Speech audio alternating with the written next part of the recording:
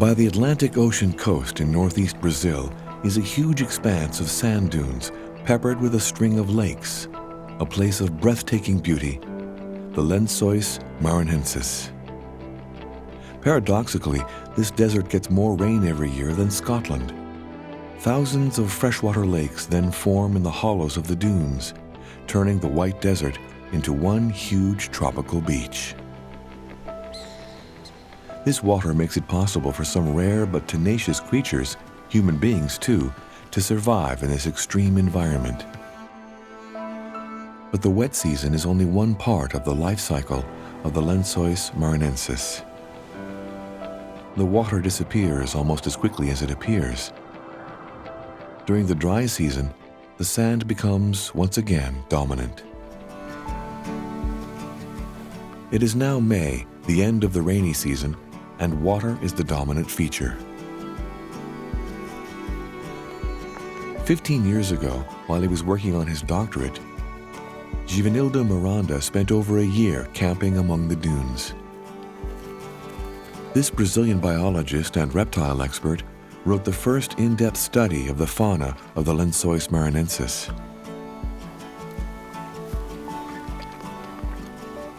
The scientist has done truly pioneering work, devoting his life to the study of this little understood but fascinating region. Since then, the poor student has become a respected academic, more than happy to guide his students barefoot through the dunes and share his passion for this magical place. For Joana and Romazio, every day spent in Givanildo's company is yet another unique chance to improve their understanding of this little-known ecosystem. At the center of the national park is an oasis of greenery surrounded by dunes, which the inhabitants call an island, Queimada dos Britos. It's the only place in this part of the desert which offers a little shade, so it's here that the professor and his students have decided to bed down for the night. But to get there, they must first cross the Rio Negro, the park's only permanent river. Without it, there will be no oasis or village at the heart of the dunes.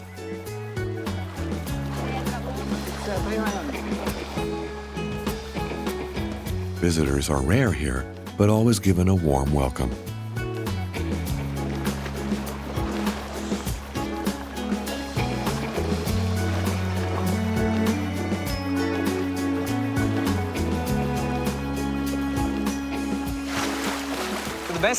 Hello, Raimundo. How are you? Very well, thanks. Do you remember me? Of course I do. You know who I am? The frog catcher. These are my students, Joana and Romazio. Pleased to meet you. Raimundo, do you have somewhere we can put the horses? Yes, just behind. Thanks. See you in a bit.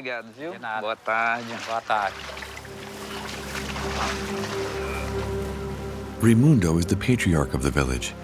His grandfather, Zé Brito, was the first person to settle in this place almost 100 years ago. At the time, his native region to the east of Maranhão was suffering a terrible drought. So the nomadic fisherman traveled up the coast by boat until he discovered the mouth of the Rio Negro. Amazed to find so much fresh water surging out of the desert, he worked his way upstream, discovered this oasis, and decided to settle here. Zé Brito and his family were the very first inhabitants of the Lençóis Maranhenses. And thus was born Queimada dos Britos, the hamlet named after the family.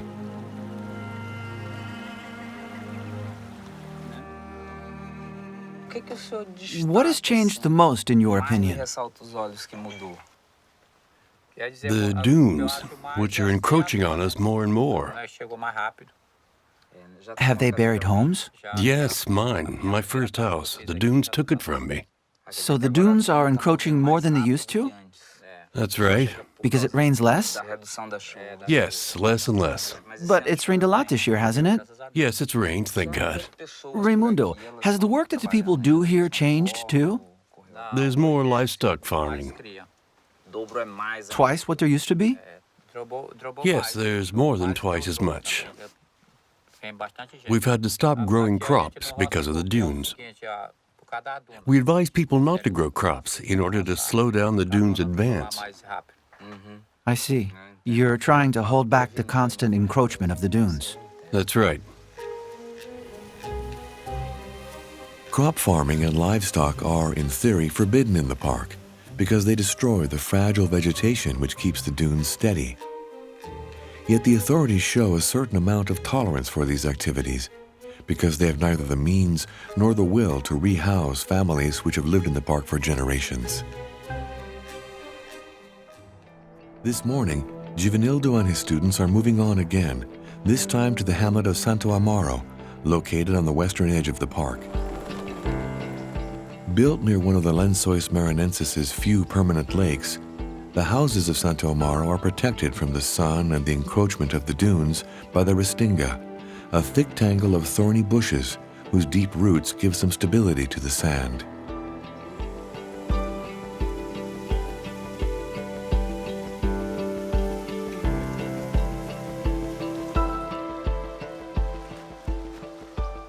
During the wet season, the hamlet's inhabitants spend much of their time fishing. In their nets, they catch considerable quantities of chaira, carabicudo, and jacunda, the lake's most common fish species. In a region as poor as this, having such a readily available food source is a real godsend.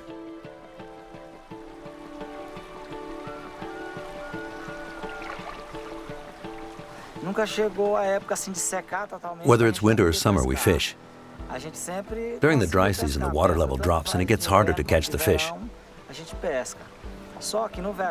That is why the people here don't live only on fish. They have to work on their farms and do other little jobs to survive. But in spite of all that, people love the life here. They wouldn't leave for anything in the world. And the same goes for me. Even those who leave end up coming back because they miss it so much. They can't bear to live anywhere but here. Despite the fish, the main activity of many Lençóis Maranhenses inhabitants is the rearing of livestock. During the wet season, most of the herds roam free among the dunes, picking at the rare bits of vegetation they can find.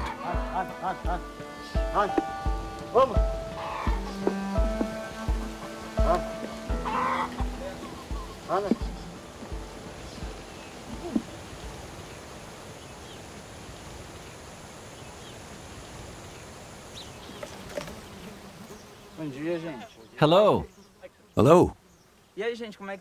How are you? Fine. How are the goats doing? Okay. Did they get sick a lot? Yes, quite a lot. What sort of things? A cough, like a sort of pneumonia. They also get a problem with their feet from the rain. It rots their hooves. Have you lost many? Yes, especially in February. During the rainy season, we lose a lot of goats. They get swollen bellies, and we have to give them sugar water, a remedy which helps them a little. We deal with it the best we can. They have a very, very simple way of life. They are tough people. They work a lot. They work all the time. They fish. They raise those animals. They are. It's a very, very old way of living, and they live in a very difficult area, and they have to work hard to provide food for the families. I met them by chance. I was walking around this area, and decided to knock the door one day and then introduce myself and explain what I was trying to do around this park. And they were very friendly. They are very friendly people, and they helped me a lot all the time. It was also nice for me, like psychologically, to have this contact to these people, because I spent many days in the field, and sometimes it was hard. And today, for me, they are like my family. I really appreciate when I have the chance to come back and talk to them. It's really nice people.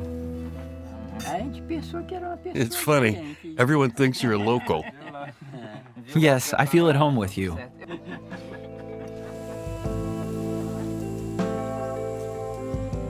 As a scientist, Givanildo understands that the livestock have a negative impact on the park and its vegetation. But as a child of Maranhão, he also knows that the inhabitants of Lençóis Maranhenses depend on their herds in order to survive. For a long time now, he's been fighting a campaign for the park's environmental policy to take the human factor into consideration. Being close to these people and speaking their language, Givanildo Miranda hopes he can convince the inhabitants of the Lençóis Maranhenses of the priceless nature of the riches to be found right outside their own front doors.